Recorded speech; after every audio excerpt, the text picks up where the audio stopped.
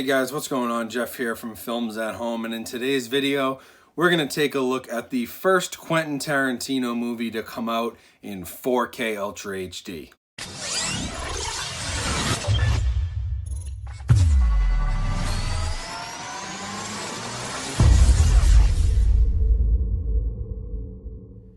Hey everyone, thanks for coming back to the channel. Like I said, in today's video we're taking a look at the 9th movie from Quentin Tarantino. This is Once Upon a Time in Hollywood. This is the first Tarantino movie that's come out in 4K resolution. Fingers crossed that the rest of them do. I can't wait to see stuff like Hateful Eight, Inglourious Bastards, Pulp Fiction, Kill Bill, all this Django Unchained, all these awesome movies, Reservoir Dogs. I mean, his whole entire filmography is incredible.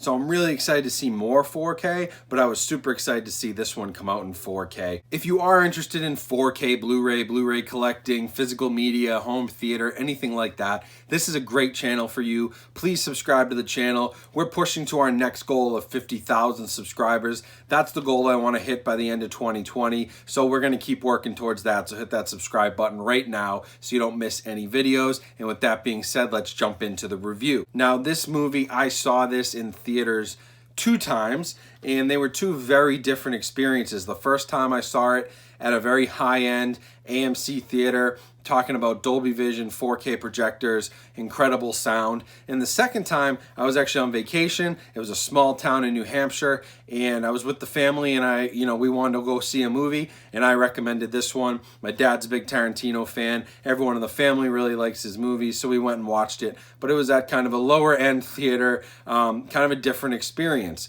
And so it was just really interesting because I actually think I preferred the second one to the first because it was a little more old school and it felt better for the movie. If you don't know about the movie, it basically takes place primarily in 1969. It's got Brad Pitt, Leonardo DiCaprio, and Margot Robbie, and it kind of circles around Hollywood in the late 60s, the hippie culture, the Manson family, Sharon Tate, the way Hollywood was put together with stuntmen, and Bruce Lee makes an appearance, and kind of all the westerns that they were working on, and all this kind of Hollywood culture in that time period, which Tarantino loves. You can tell based on his other movies, and so it's really a love story to that time period in Hollywood that he really enjoys. The cool thing about this is that it was shot all on film. There were a couple different elements. There were some 8mm, 16mm used for different scenes because there are some flashbacks and things that happen where it's not in the full HD image. It's cropped. It's 4:3 ratio. He does some different things, but the majority of the movie is filmed on 35mm, and that makes for an excellent 4K visual presentation. Now, the one thing about this movie visually, obviously the detail is greatly improved over the Blu-ray on the 4K. With 35mm, you have so much more data to work with. 4K takes advantage of that, and you get some really nice details. The grain structure is not too strong. It's very fine. It almost looks digital, but you can tell it was shot on film. It has really good detail throughout. The other interesting thing is the HDR. So this movie, a lot of it has a very warm tone. Think yellows, oranges, very warm color scheme.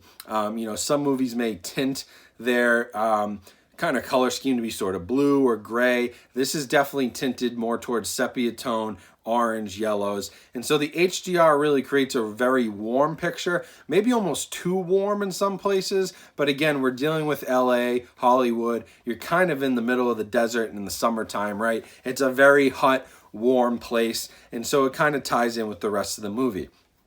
Other than that, there isn't a whole lot to work with the HDR. It's a fairly basic color scheme. There are a few moments that pop at night when they're driving around the city, and you can see some of the different neon lights and signs. And there are a few other scenes that take place at night where the black levels are really helpful with the HDR. But for the most part, all it does is kind of boost that warm color scene. It makes the yellows and oranges pop a little bit more, which is nice. It does add to the picture. I thought it looked better than the Blu-ray, but the real seller here is the detail, the level of detail you can get on 4K with a 35mm picture and a 35mm source, which was then finished at a 4K digital intermediate for theaters and for the 4K Blu-ray, is incredible. And it's why I want to see more Tarantino on 4K, because his entire catalog is perfect for this format. Now, audio-wise, what we've got here is not an Atmos track. We've got a 7.1 DTS HD master audio, which is a very, very good track.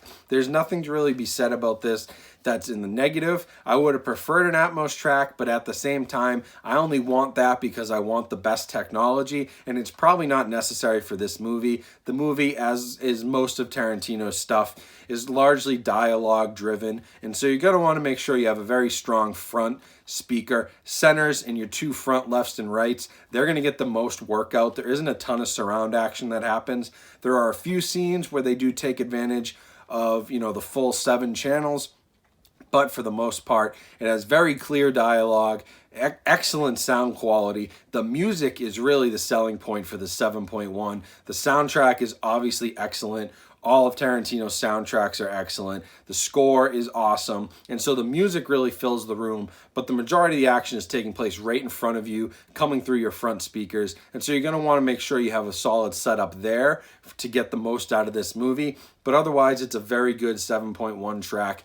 You're not getting Atmos, but like I said, there isn't a lot of opportunity in this movie to use the Atmos track, and so I'm not very disappointed with the fact that it didn't come with one. Now, for special features and packaging, what I have here is just the standard edition, 4K slipcover, same packaging on the inside, same artwork.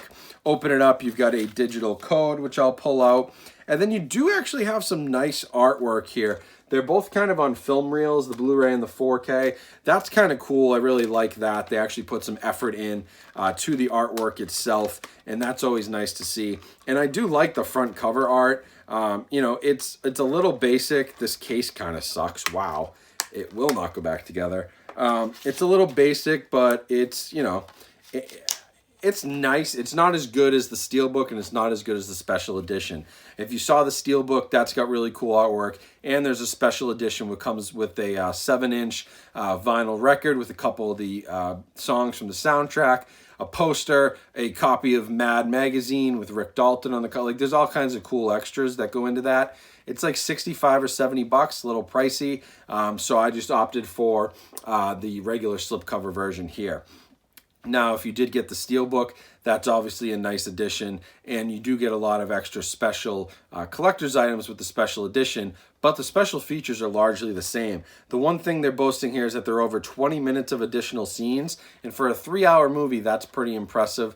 Obviously, Tarantino cuts these things way down, so there's always leftover footage, but there are some interesting additional scenes, and there is nice behind-the-scenes footage. 5 different featurettes that touch on things like the filmmaking and behind the scenes, but also on the culture and the fashion of 1969 and how they kind of made all that happen. So there's some really cool behind the scenes stuff. And then a digital code, of course. All of that is on the Blu-ray. None of that's on the 4K disc. The only thing on the 4K disc is the 4K movie. So overall, this was probably my favorite movie of the year. It's up there with Joker as my favorites. Those are probably 1, 2, very close, 1A, 1B. But I love Tarantino. I loved this movie. I thought it was really good. I'm glad I saw it twice in the theaters. I can't wait to watch it a few more times at home and check it out even more on the projector and really get that nice full Hollywood experience again that he really delivers with the 35mm and the awesome soundtrack. It's just, his movies are always so much fun to watch, especially on a big screen. So this is prime material for this 4K projector I have. But overall, it's a very good release. I would recommend the 4K because of the source. This is a true 4K, 4K digital intermediate, and so you are getting a real 4K picture. There's no upscaling, there's no fake 4K. This is the real deal, and you're gonna wanna support that. Buy the 4K disc, spend the extra couple of bucks over the Blu-ray. And if you are interested in special editions, like I said, Steelbook has great artwork. That's a cool option. And then the special edition, which is a little pricey, but it has really cool stuff if you're a huge, major fan of Tarantino and want to splurge on this a little bit and spend some money. That's really cool. I kind of wish I had that one, but I'm happy with just having the movie on 4K because it looks so great. So that's it for this review. Hopefully we see more Tarantino in 4K. I'd be interested to hear from you guys. Let me know down in the comments, and maybe Tarantino's squad and, you know, Warner Brothers or whoever the hell he works with. I think he's a Sony guy now. I forget who he used to work with. It was the Weinstein Company till he dropped their asses. But, you know, whoever it is, hopefully they see this and they put out these movies on 4K. So let me know in the comments, what do you want to see from Tarantino's catalog in 4K? If you can only pick one, what would it be to get a 4K release? Also, make sure you subscribe. Check out all the links down in my description. There'll also be a link to buy Once Upon a Time in Hollywood on 4K from Amazon. That helps support the channel, so I appreciate that. And there's also links to different things like my projector, receiver, home theater seating, all kinds of different stuff. If you're interested in what you've seen in my videos, check the links in the description. That's a good place to get started, as well as checking out my Amazon store where I list some of my favorite items. So thank you for watching, guys. Hopefully we get more Tarantino 4K because this was excellent. I'll be back soon with more videos. Hopefully we get I'll have a holiday gift guide coming out very soon for you movie lovers out there. Give you a good idea of what to buy for the last minute movie geek you got to get a gift for. So stay tuned for that one. More reviews, more content on the way. Thank you for watching. I'll be back soon.